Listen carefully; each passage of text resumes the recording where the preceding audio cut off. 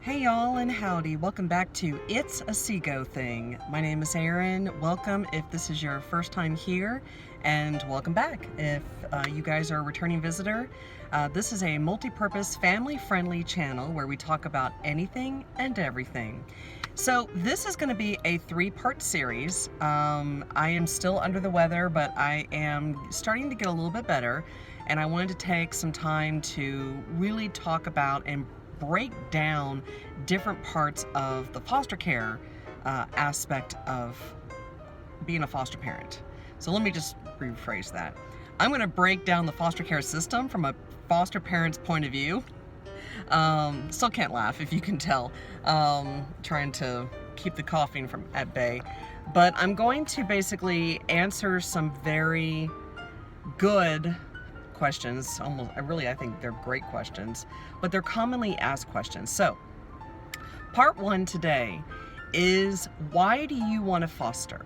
Okay, so this honestly would feel like a loaded question. I think it's a loaded question. I'm going to start off by telling you guys, I will try to keep it brief. I will do the very best I can. I'm going to tell you guys how Sean and I started in our foster journey 4 years ago. So we finished, in 2014, we finished our infertility journey, I would say May or in early June. I think it was in May, because I know we had like a month where we just were in kind of this like no man's land. And I personally did not know what I wanted to do next. We had spent so much money on IVF, on IUI, on everything else before that. I would say our well was dry. Not our bank account, because both of us were working full-time. I was working full-time as a medical assistant, and I was doing well. And we were both making a decent combined income. But our well was dry as far as what we had put towards our infertility journey. We decided to sell our house at the time and move up to where we are now. And that was just crazy, and it really didn't become stressful until until the very end, when we were closing the deal, because the buyer ended up being friends with our next door neighbors. And it just turned into this like drama fest at the very end. It was crazy. So, and I mean, our realtor even said like, this never happens, which that was like the start of many times that Sean and I would hear, this never happens, to the point now where we hate that phrase. We hate it, because it's so isolating. Sean had always wanted to foster or adopt. It had never been in my mind. I had never thought about it. I didn't grow up really knowing anybody who was a foster kid or an adopted kid, and if they were, I didn't really know. It didn't, maybe if I did know, I don't know. It just wasn't really a thing. So all I know is that I didn't grow up with that on my mind. So that really wasn't a thing for me. And I never experienced any kind of spiritual calling that would make me want to do this. Because my mentality always was that, you know, if I was lucky enough to get married, one day I might get married. Because after high school and after going through several things in my early 20s, I didn't even know if I was going to get married. I was just kind of like, if it's going to happen, it's going to happen. So when Sean and I were married, and I was like, okay, I got married, cool. The natural thing was, well, we're going to have kids of our own. Why do we need a foster to adopt? Why do we need to do that? But Sean had always wanted to. He, one of his very dear friends growing up was a foster child. And she was never officially adopted. And she had a very bad experience in her foster home, which is very unfortunate. Well, she had a bad experience with her foster dad, but she had a great experience with her foster mom. So, I guess you win some, you lose some. But because of that experience, Sean just felt very compelled. to want to foster and or adopt.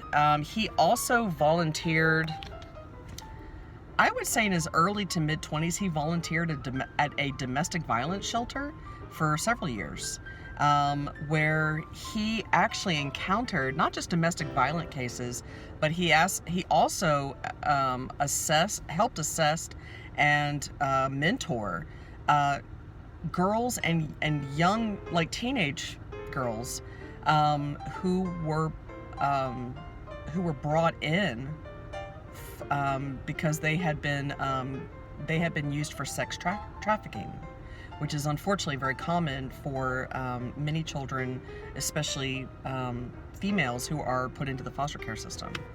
So Sean had a lot of exposure that I did not. So when we were kind of in this weird days after our infertility journey, Sean was like, what if we fostered? What if we adopted? We were kind of talking about that. To be truthful, we were really kind of talking about that in March of 2014, when we weren't sure if IVF was going to work out. We didn't know that it wasn't going to work out, but I think we were nervous. I think we were scared. We had experienced 2 failed IUIs, 1 miscarriage. We hadn't been pregnant yet, and we had so many negatives and so many no's. I think we were kind of subconsciously preparing for the worst, which ultimately came true anyway.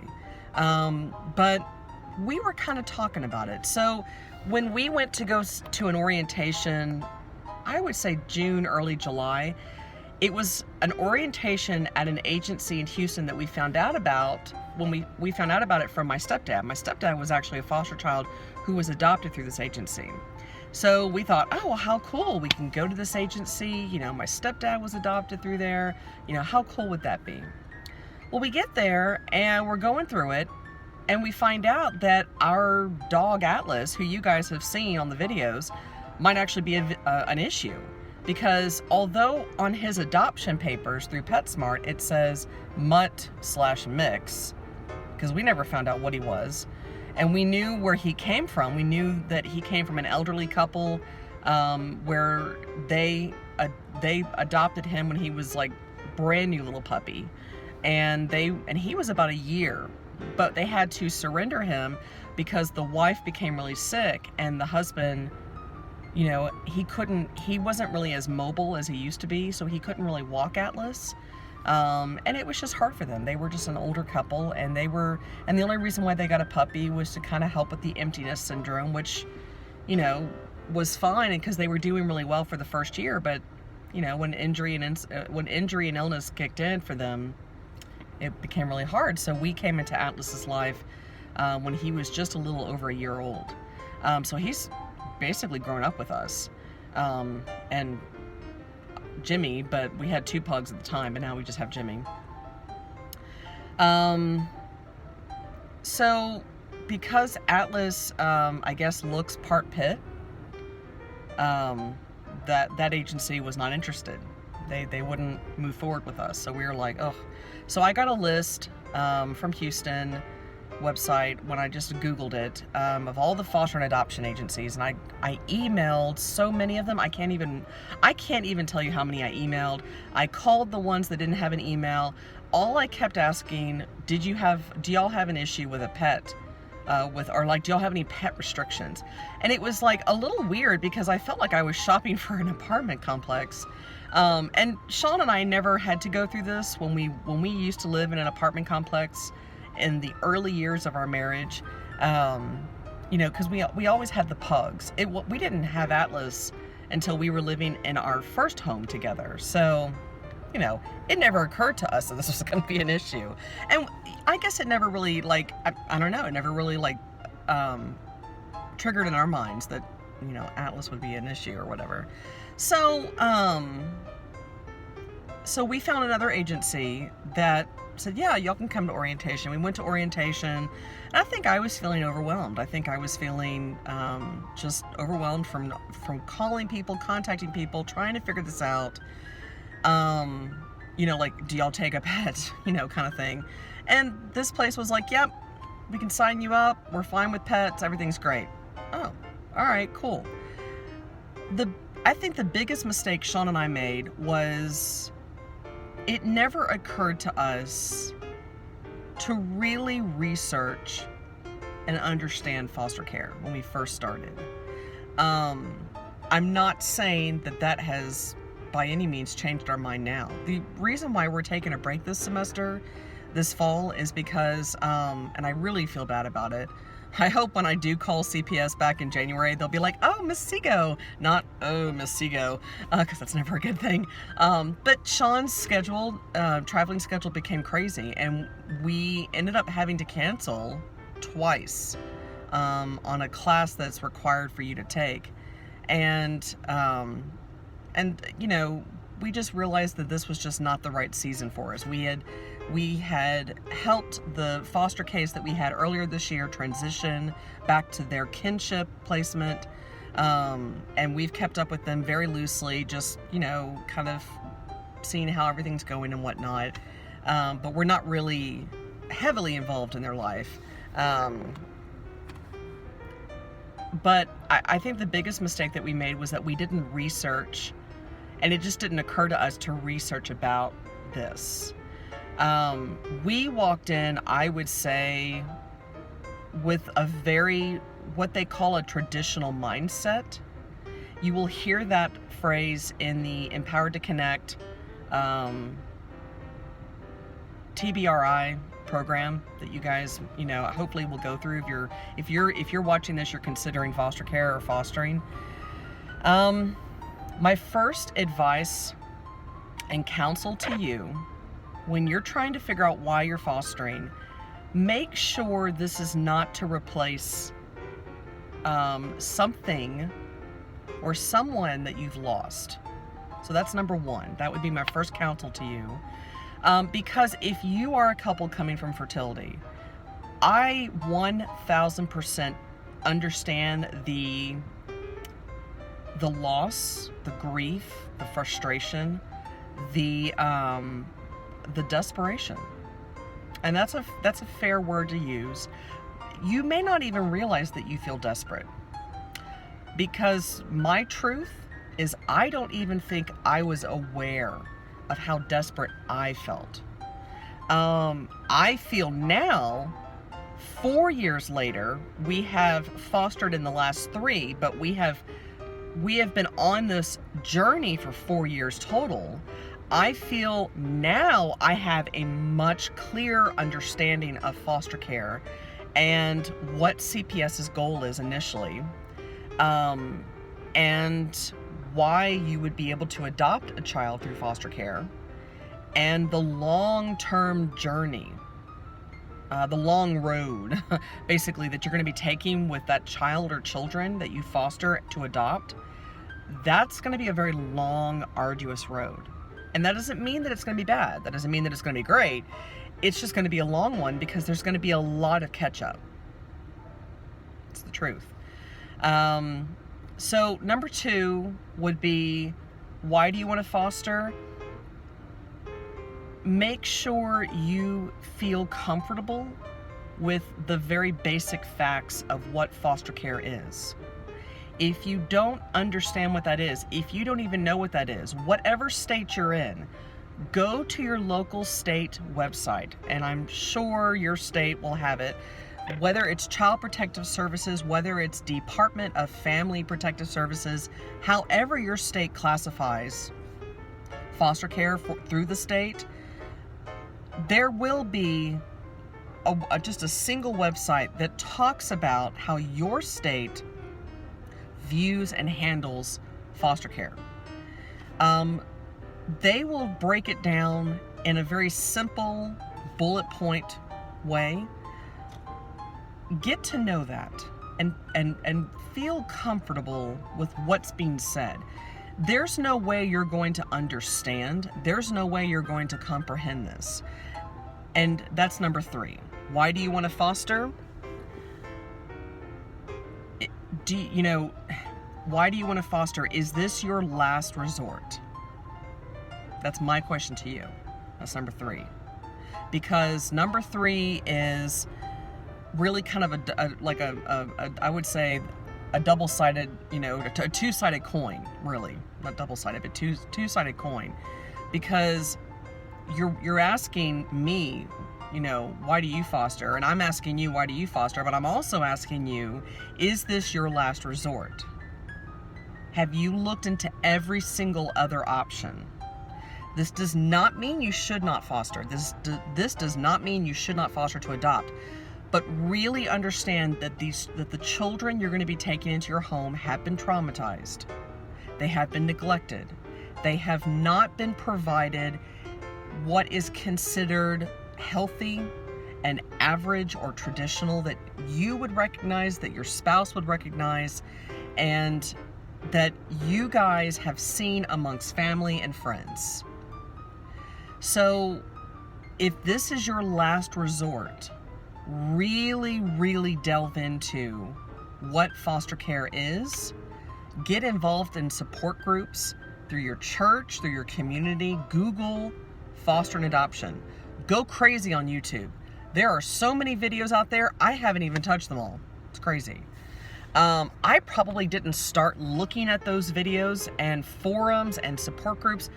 I don't honestly think we really started getting into that until after our second placement.